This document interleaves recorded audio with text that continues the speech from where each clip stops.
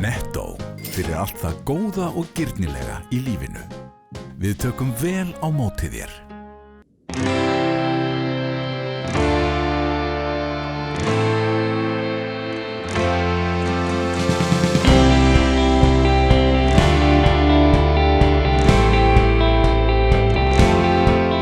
Komið sæl og verið velkomin í Suðurnesja magasín, fréttatengdan mannlífsþátt frá Suðurnesjum. Það komin júní og það allt í blóma. Við förum víða í þessum þætti. Útskáladagurinn í Garði var haldinn hátíðlegur og við vorum þar. Við hittum einnig heimsmeistarann í spilagöldurum og skoðum nýjustu perluna í ferðaþjónustu á Suðurnesjum. Í þættinum kíkjum við í safnahús Byggðasafns Reykjanesbæjar, en hefjum þáttina útskrift Fjölbrautaskóla Suðurnesja og viðtali við Kolbrúnu Júlíu sem dúks skólans með einkunnina 9,74. Íþróttastúlkur voru áberandi á verðlaunapalli við útskrift Fjölbrautaskóla Suðurnesja og skipuðu efstu sætin í besta námsárangri vor annar. Kolbrún Júlía Guðfinnsdóttir Newman dúks vor annar, en hún var með hæstu meðalengun við útskrift 9,74, hreint magnaður árangur. Kolbrún Júlía þekkt fyrir glæsilega frammistöðu í fimleikum hjá Fimleikadeild Keflavíkur, en líka með Evrópuliði Gerplu, þar sem hún stundar æfingar og keppni núna. Tveir nýkrýndir Íslands- og bikarmeistarar í körfubolta kvenna, þær Telma Dís Ágústsdóttir og Emilía Ósk Gunnarsdóttir, burðarásar í meistaraliði Keflavíkur á nýliðinni keppnistíð, voru með 9,5 og 9,3 í meðalengun og með hæstu nemendum skólans í ár. Stelpur voru í miklu meirihluta meðal efstu nemendana að þessu sinni. Nú útskrifust 97 nemendur, 79 stúdentar, 6 luku verknámi og 17 útskrifuðust af starfsnámsbrautum.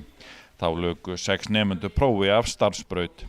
Kristján Ásmundsson, skólameistari Fjölbrautaskóla Suðurnesja, segir að starfi hafi gengið vel í vetur, en að nokkur breyting sé að verða á því með styttingu stúdentsprófs, en það hafi meðal annars haft í för með sér fækkun kennara í skólanum. Við lok útskriftarinnar voru nokkrir kennarar kvaddir, en þeir láta nú af störfum eftir að hafa starfað í skólanum langt árabil. Einn þeirra, Ægir Sigurðsson, hefur starfað við Fjölbrautaskóla Suðurnesja frá upphafi eða í rúm 40 ár.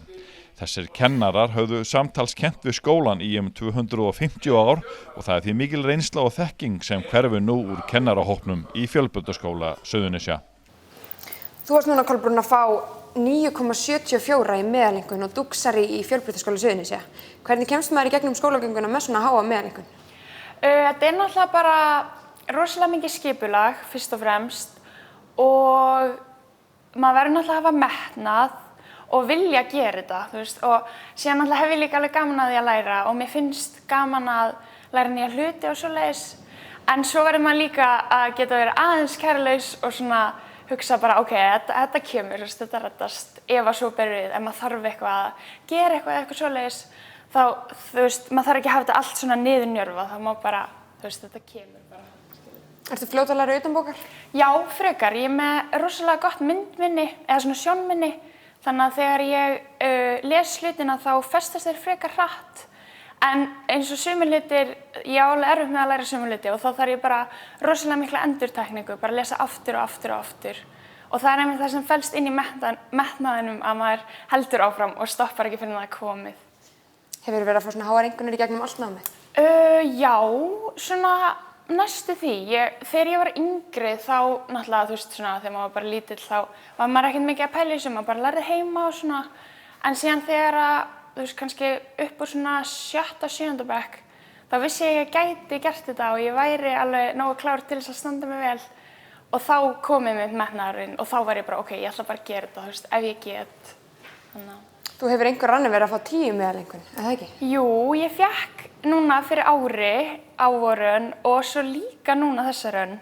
Þá kláraði ég sem sagt 2 annir með bara 10 öllum áfengum. Náður eitthvað að sinna félagslífinu samhliða? Það voða lítið, sko. Ég í vinkonahópi og við erum 6 og það kom alveg tímar þar sem ég hitti þær ekki í svolítið alveg dágóðan tíma. En ég sinni þeim samt eins og ég get. Og þær bara skilja það. Þú hefur að standa líka vel í fimleikunum samhliða náminu. Getur þú sagt okkur aðeins betur frá því? Já, ég sem sagt skipti yfir í hópfimleika haustið síðasta bara fyrir ári næstu, fyrir svona 1,5 ári, þá haustið.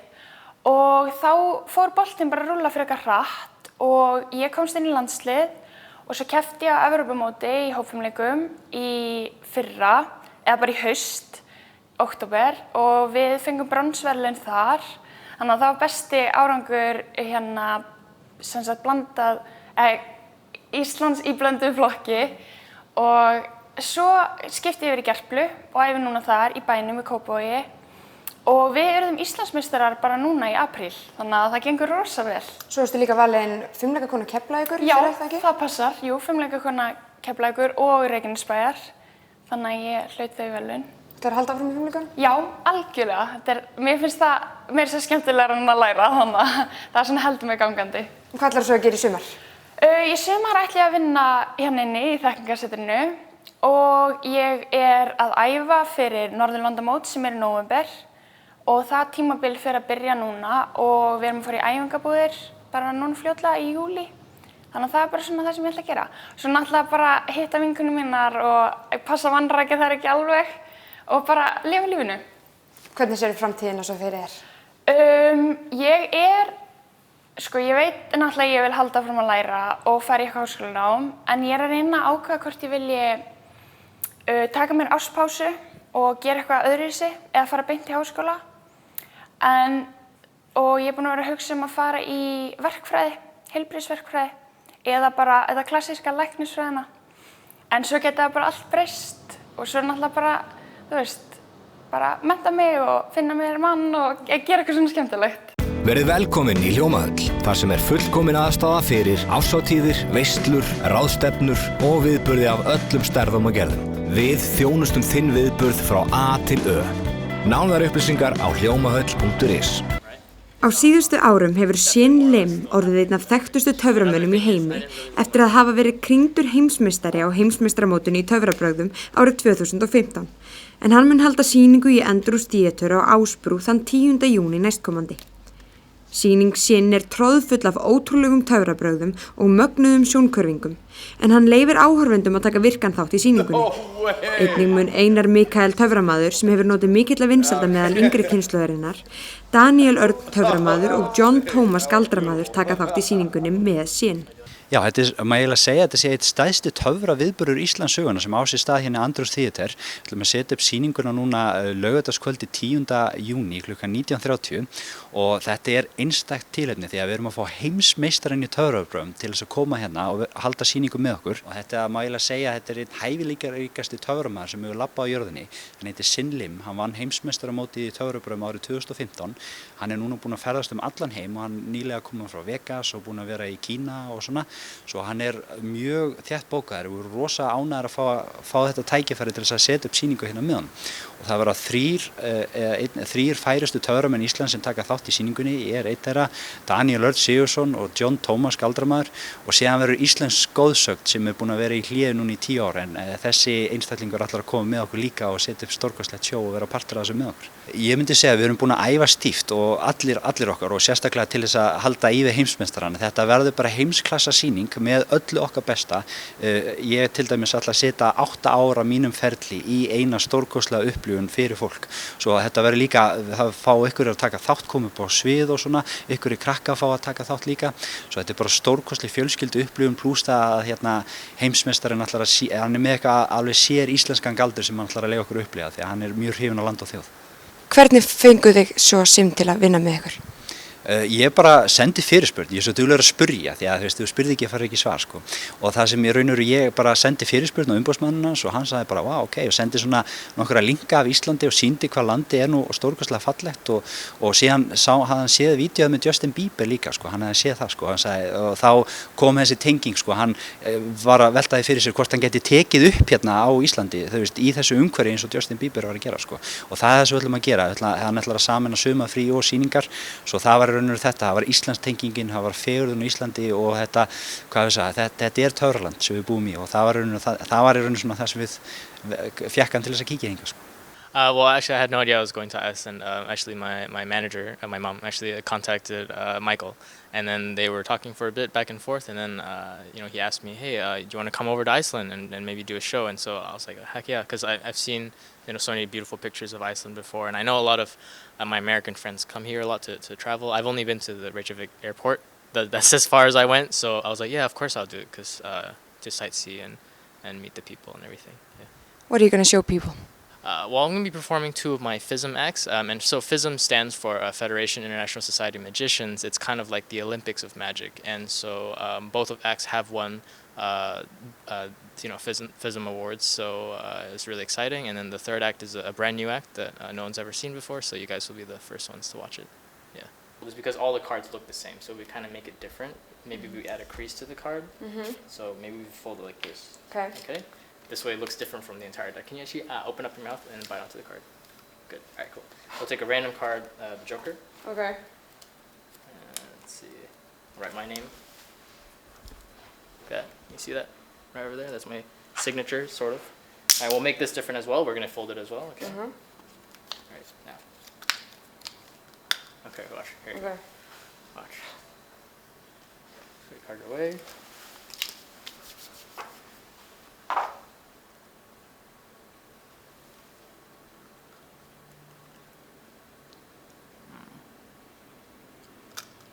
Yeah, okay, it's switch. So I had the Joker, but now I'm pretty sure in my mouth I have the Queen with your signature, so that you can check the card in your mouth. Ertu ekki að grínast? Hvernig? Oh my god. Yeah. Okay, I'm Don't shocked. touch it, it's pretty gross. So. Þú finnur Netto-verslanir á 16 stöðum á landinu. Vertu velkomin. Við tökum vel á móti þér. Netto.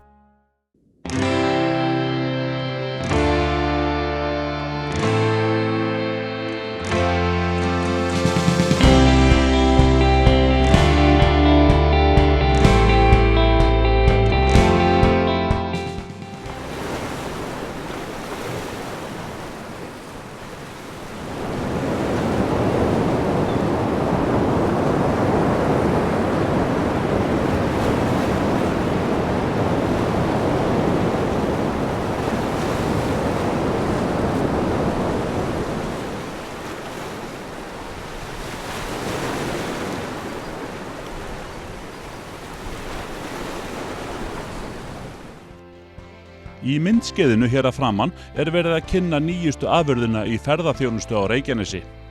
Brimketill sérkennileg laug í sjávarborðinu vestast í Staðarbergi, milli Grindavíkur og Reykjanesvita.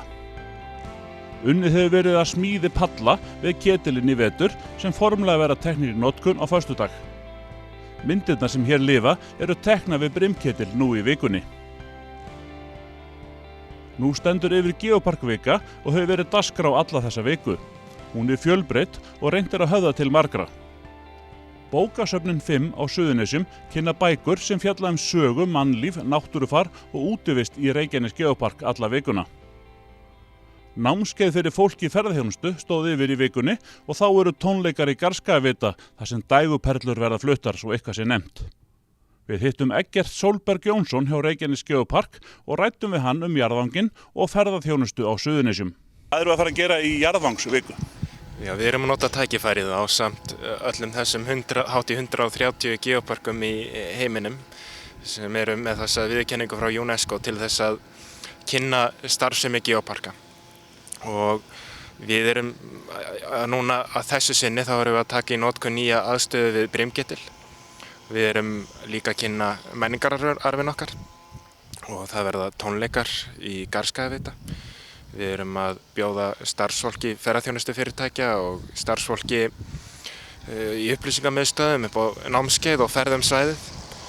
Við erum líka reynum að gera okkur áberandi til dæmis á bókasöfnunum þar sem bækur svæðið, bækur útivist og bækur náttúru eru aðgengilegar. Við höfum verið að bjóða ferðaþjónustaðilum að kíkja í kaffi til okkar og fleira. En fyrst og fremst erum við að nota tækifærið til þess að auka okkar sýnileika og minna á að voruð komið á ferðamennir að sjá í. Hvað geopark og hvað Reykjanes Geopark? Geoparkar eru hluti af eina af þessum 3 stóru áætlunum hjá UNESCO. ásamt heimsminjaskránni og síðan áætlun sem kallast Manan Biosphere program sem eru verndarsvæði lífhvolfa og þessir geoparkar eins og ég sagði hátt í 130 viðurkenndir í UNESCO.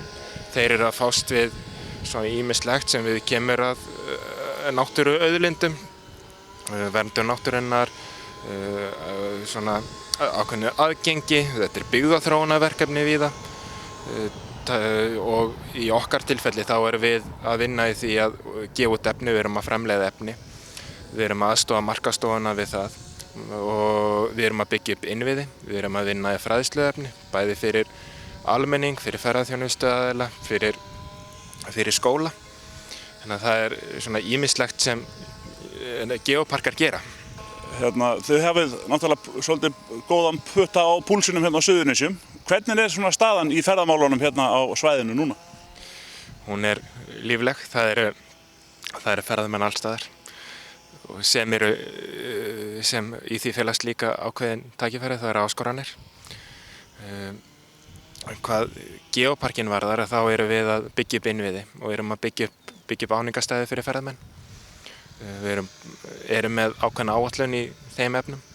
Við erum núna til dæmis erum að fara að opna brimketil fyrir ferðamennum og fyrir almenningi. Við erum að fara að byggja upp þá Gunnukver að laga aðstöðuna þar. Við erum að skipuleggja svæði við brú milli heimsálfa upp á nýtt. Síðan má líka nefna það að sveitarfélögin og þessir aðilar sem standa að geoparkinum eru að vinna að sínum málum og þá oft í gegnum og í samvinnu við geoparkin. Getum nefnt sem dæmi uppbyggingu upp á Garðskaga. Og við náttúrulega fylgjumst líka mjög vel með þessu stöðum og við erum að mæla umferð á svæðinu og tökum þá eftir því hvaða staðir eru undir miklu álagi, hvar þarf að bæta aðstöðu og svo framvegis. Þú segir það eru ferðamenn alls staðar og þeir eru jafnvel víðar heldur en þeir voru hérna bara fyrir örfáum mánuðum síðan. Menn eru bara farnir að róa á þessi ferðamannamið út allt. Já, ferðamenn eru alls staðar og við þurfum líka að vera þá undir það búin að taka á móti þeim. Og það erum við einmitt að gera í dag með námskeiði hérna fyrir þá nýja starfsmenn ferðaþjónustufyrirtækja.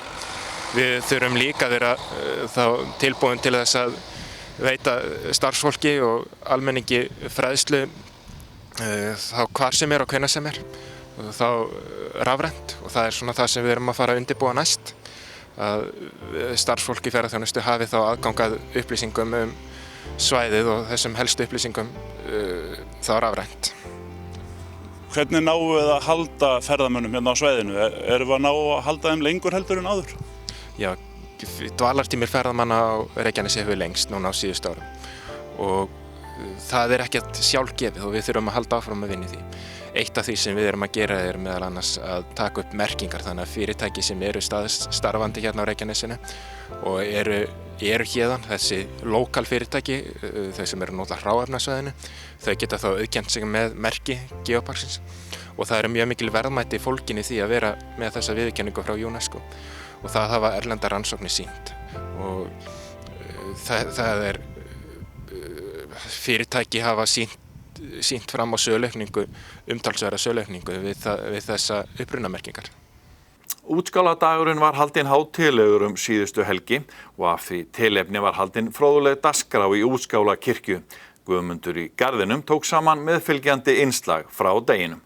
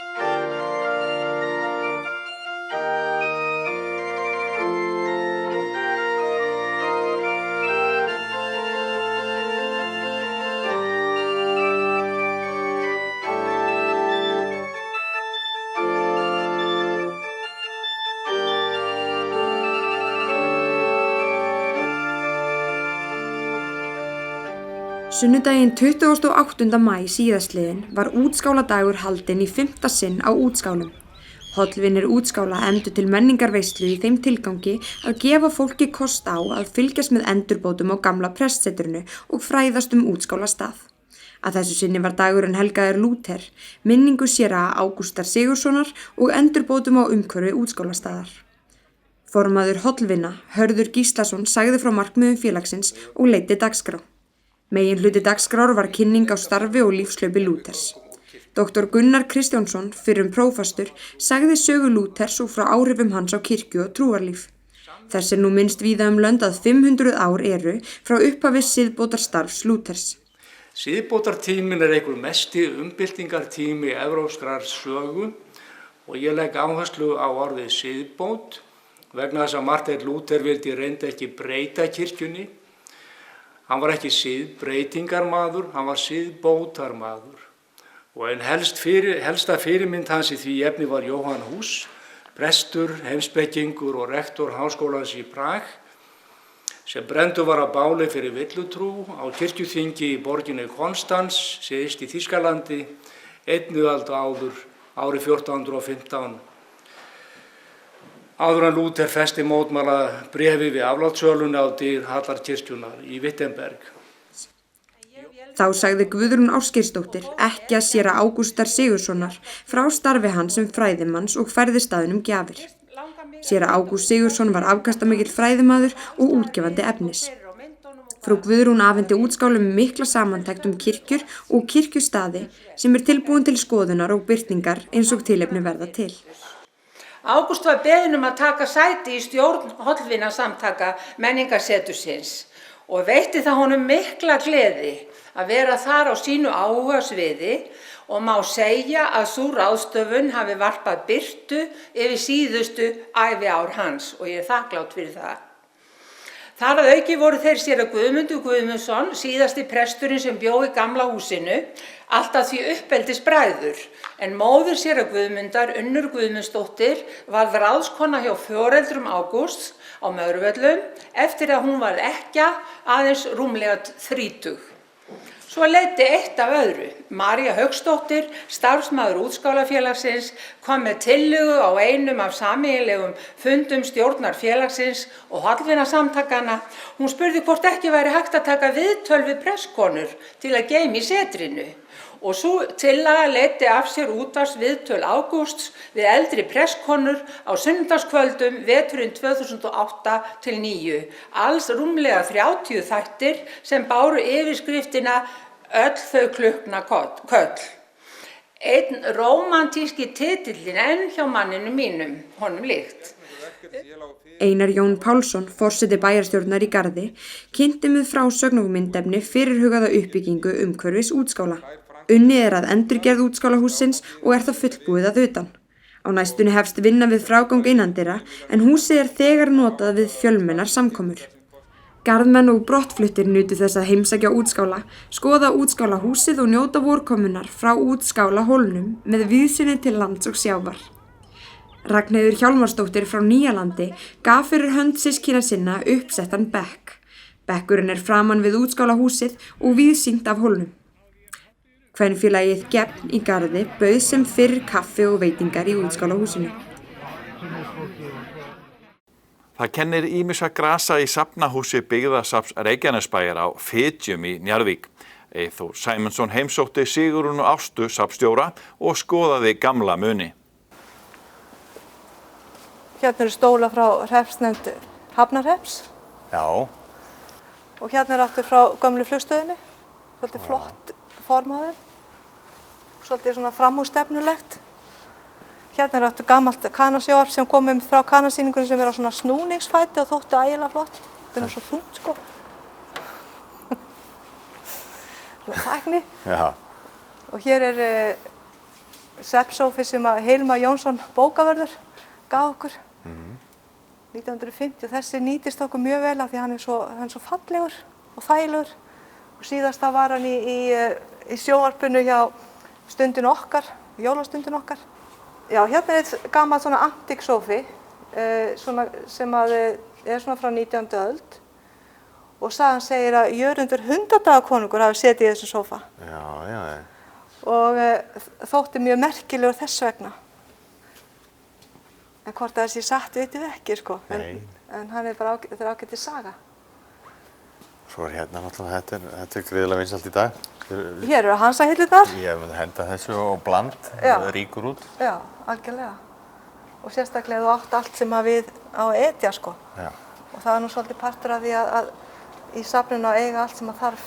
Þetta einmitt gott dæmi það sem að var kannski á 7. og 7. áratugnum gríðarlega vinsælt og svo vildi enginn sjá þetta. Nei. Í ykkur áratugi. Svo allt í einu fer þetta að verða vinsælt aftur. Já. Og við fengum hérna smávegis þannig við getum sett upp sko tíma, sko kannski sýningu frá 1970, þá myndi þetta alveg snar passa þar inn, sko. Já, ég myndi vilja endurskapa slíka stofu. Já. Svona aðeins að kíkja hérna á tæknideildina. Já. Gamla tæknin. Og þannig eru nokkrar tölvur sem að einmitt ungviði í dag myndi ekki átta sig á því að þetta var tölva, það var ekki fyrir kannski lyklaborði. Nei. Og það einmitt svolítið gaman að því að elstu tölvurnar voru auðvitað ekki myndrænar, það var bara eins og ritvél með skjá, það var bara texti. Syntax error. Þekkjum við sem vorum að reyna að nota þessar tölvur. Og svo ef við förum aðeins lengra, þá er bara einmitt það sem er ekki mikið eins og inn á heimili núna, það eru heimili símar. Hér er eitthvað ofan af vellinum og... Hérna eru, já, þessi bleiku símar. Allir, þetta er allt vallarsímar og sérstaklega hérna, do not. Ég sko að hafa þetta alltaf hreinu þegar maður er inn hjá hernum. Eða allt lérað. Allt lérað. Og svo aftur svona hefðbundinn íslenskur Eriksson sími. Eins og ég var að segja, þetta er eina eintaki sem við eigum af svona gráa. Já. Þetta var til á öðru hverju heimili í þó nokkuð langan tíma. Svo er það bara allt farið. Þú veist eitthvað kannast við þetta símanúmer? 1355. Já, mig grunar þetta sé að byggðasafnið. Þegar við bjöggum út á Vatnsnesi þá gæti þetta verið það. Já. Og svo aftur þessi svörtu sem eru svona aðeins eldri típur. Já. Og maður sé að það er allt miklu þyngra. Svo erum við komin út í alveg þetta sko hérna. Já, svo er þetta að fara enn aftar í tíma. Leið og við þökkum ykkur fyrir áhorfið minnum við á aðra miðla Víkurfrétta. Vikulegt fréttablað alla 50 daga á Suðurnesjum. Víkurfréttavefinn vaff.is sem flytur daglega fréttir frá Suðurnesjum og fyrir kylfingana erum við með golfvefinn kylfingur.is. Þar er heldur betur fjörið þessa dagana enda golfsumari komið á flegið ferð. Þennan þátt og eldri þætti má sjá á hringbraut.is og á vaff.is. Við verðum með nýjan þátt í næstu viku. Sjáumst þá og takk fyrir.